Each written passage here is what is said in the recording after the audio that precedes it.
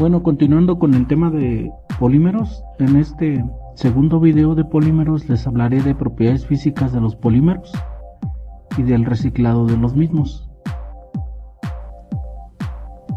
Las estructuras sencillas para el polietileno y otros polímeros son engañosas muchas veces, puesto que cada átomo de carbono de polietileno está rodeado por 4 enlaces. Los átomos están dispuestos tetraédricamente, así que la cadena no es recta como solemos representarlo. Además, los átomos pueden girar con relativa libertad en torno a los enlaces carbono-carbono sencillos. Así, en lugar de ser rectas y rígidas, las cadenas son muy flexibles y se pliegan fácilmente. La flexibilidad de las cadenas moleculares hace que el material polimérico sea muy flexible. Tanto los polímeros sintéticos como los naturales suelen consistir en una mezcla de macromoléculas de diferente peso molecular. Es por ello que solemos representar el peso molecular de los polímeros con básicamente dos parámetros: el peso molecular en peso y el peso molecular en número. Entonces, dependiendo de las condiciones de formación, los pesos moleculares podrían estar distribuidos dentro de un intervalo amplio o concentrarse marcadamente en torno a un valor medio de esta distribución estadística.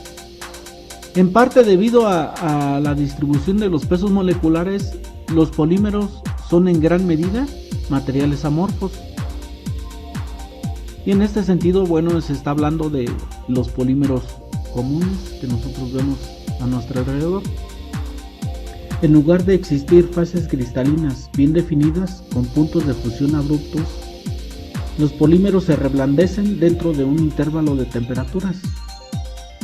No obstante, los polímeros pueden poseer un orden de corto alcance en algunas regiones del sólido, donde las cadenas se alinean en formaciones regulares, tal como se muestra en la figura. Pues bien, el grado de ordenamiento se describe como el grado de cristalinidad del polímero. En muchos casos, el grado de cristalinidad de un polímero se puede incrementar mediante esfuerzo mecánico para alinear las cadenas mientras el polímero fundido se estira a través de agujeros pequeños.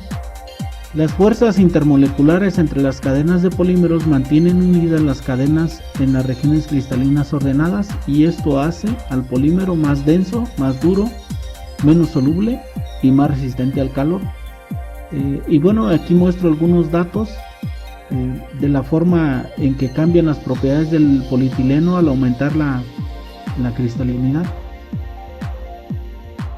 La sencilla estructura lineal del polietileno facilita las interacciones intermoleculares que dan lugar a la cristalinidad.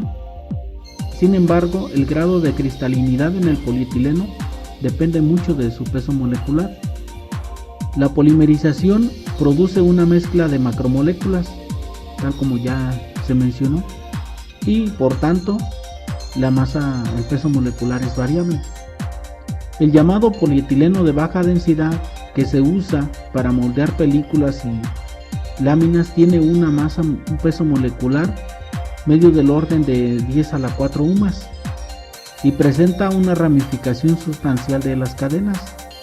Es decir, hay cadenas laterales que se desvían de la cadena principal del polímero, parecidos a los ramales que divergen de una línea principal. Estas ramas inhiben la formación de regiones cristalinas y así reducen la densidad del material. El polietileno de alta densidad, que se usa para moldear botellas, bidones y tubos, tiene un peso molecular medio del orden de 10 a las 6 UMAS. Este tipo de polietileno tiene menos ramificación y por tanto un mayor grado de cristalinidad. Es posible agregar diversas sustancias a los polímeros para protegerlos contra la radiación solar y la oxidación. Por ejemplo, se añaden a los nylons sales de magnesio 2 y sales de cobre 2 en concentraciones muy bajas, del orden de 5 por 10 a la menos 4%, para protegerlos de la radiación y la oxidación y ayudar a mantener su blancura. Además, las propiedades físicas de los materiales poliméricos se pueden modificar ampliamente añadiendo sustancias de menor peso molecular, llamadas plastificantes, que reducen las interacciones entre las cadenas y por tanto hacen más flexible el polímero. Ejemplos de esto pues tenemos el cloruro de polivinilo o muy conocido como PVC.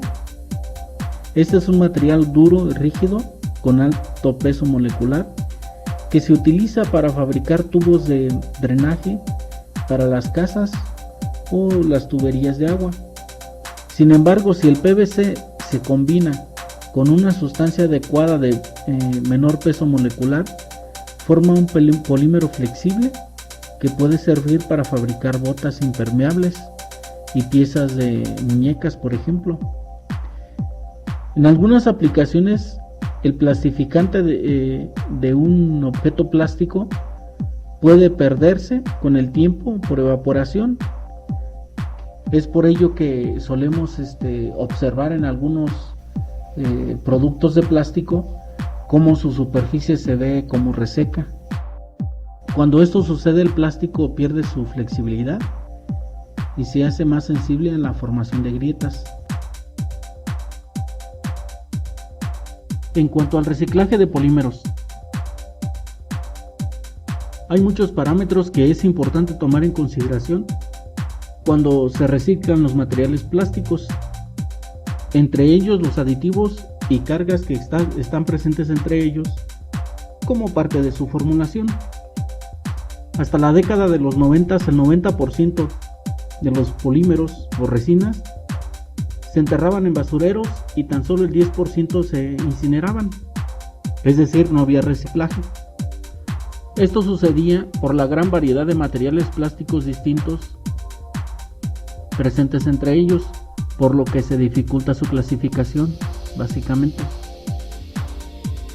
Toda vez de que los materiales tienen sus propias formulaciones, algo que no sucede con materiales inorgánicos como el aluminio y el vidrio, los cuales al reciclarlos se recupera prácticamente el mismo material.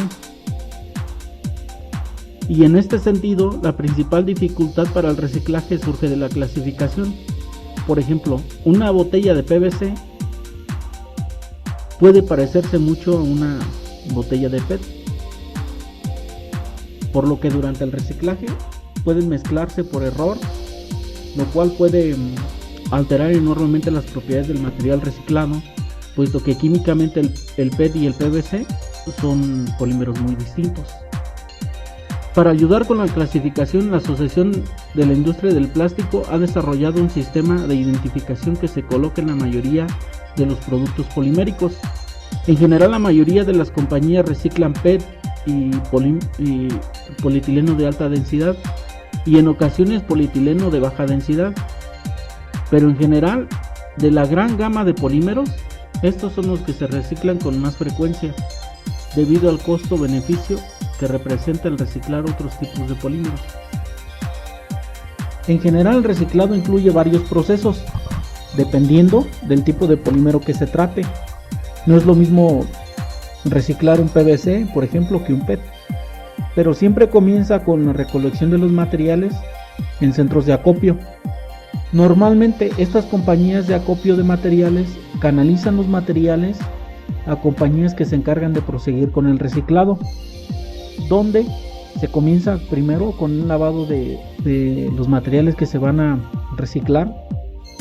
Posteriormente los materiales son triturados en molinos especiales y después de la molienda o trituración se homogeniza el material acorde al requerimiento de los clientes y finalmente se paletiza en máquinas extrusoras para obtener así gránulos de un mismo tamaño, los cuales serán alimentados en extrusoras si se pretende crear perfiles o a máquinas de inyección si se pretende fabricar productos por moldeo. Bueno, pues hasta aquí le dejo en este tema de los polímeros. El siguiente tema del cual les hablaré será de biomateriales. No olvides darle like al video y suscribirte a mi canal. No olviden que también estoy subiendo videos de ciencias básicas, química, física, tecnología de polímeros y manejo de software, ANSYS Workbench, otros software de diseño mecánico, Office, Spartan y Gaussian, que son de química.